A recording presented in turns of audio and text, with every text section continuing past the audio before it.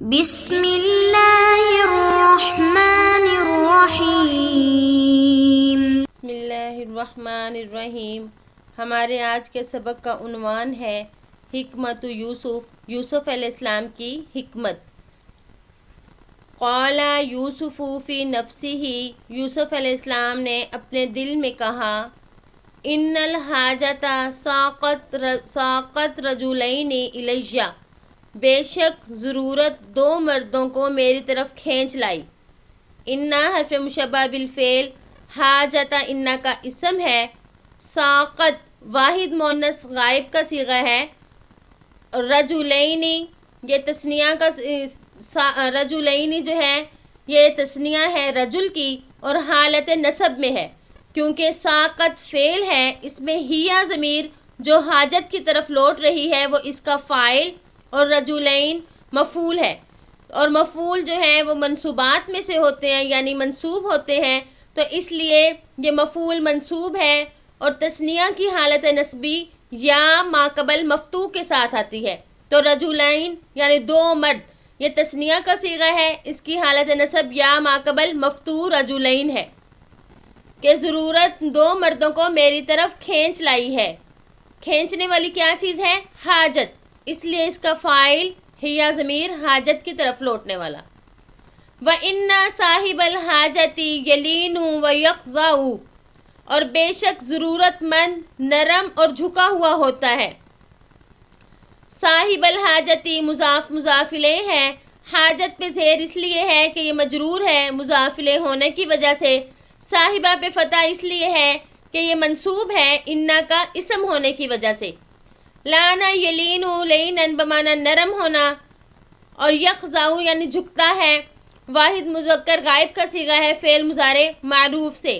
وَإِنَّ صَاحِبَ الْحَاجَةِ يُطِيعُ وَيَسْمَعُ، بے شک ضرورت مند شخص فرما برداری کرتا ہے اور سنتا ہے، یعنی جو ضرورت مند شخص ہوتا ہے جب اسے بات کی جائے تو وہ بات کو غور سے سنتا ہے اور کہنا بھی مانتا ہے۔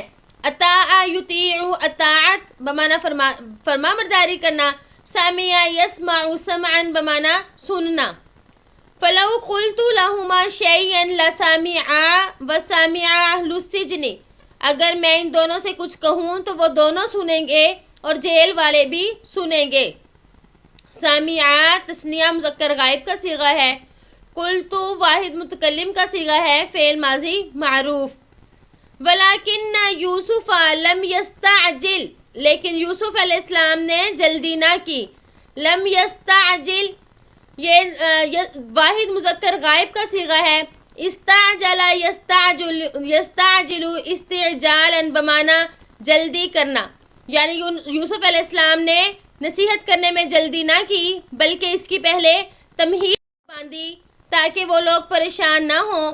آپ نے پہلے ان کو یہ تسلی دے دی کہ تم چونکہ میرے پاس خوابوں کی تعبیر کے لیے آئے ہو، میں تمہیں خوابوں کی تعبیر بتاؤں گا اور اس میں زیادہ ٹائم بھی نہیں تمہارا ضائع کروں گا، جلد ہی تمہیں خواب کی تعبیر بتا دوں گا۔ اس کے بعد نصیحت کرنا شروع ہوئے، اس کا یہ فائدہ ہوا کہ ان لوگوں نے غور سے بات کو سنا، ان کا ذہن اس طرف نہیں لگا رہا کہ پتہ نہیں ہمیں بتاتے ہیں یا نہیں، بلکہ ان کو تسلی دی۔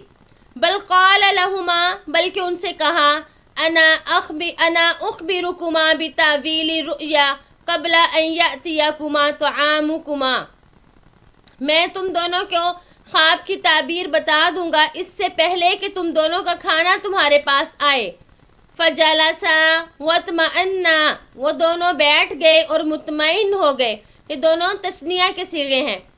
ثم قال لہما یوسف، پھر یوسف علیہ السلام نے ان دونوں سے فرمایا، انا عالم بتأویل الرؤیا، بے شک میں خوابوں کی تعمیر کو جاننے والا ہوں، یعنی یوسف علیہ السلام نے یہ بتا دیا کہ مجھے خوابوں کی تعبیر کا علم ہے۔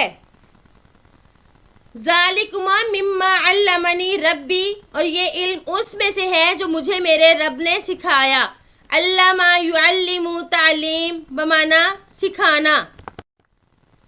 ففرحا واطمأنا، پس وہ دونوں خوش ہو گئے اور مطمئن ہو گئے۔ فرحا واطمأنا یہ دونوں تثنیہ کے صیغے ہیں، تثنیہ مذکر غائب۔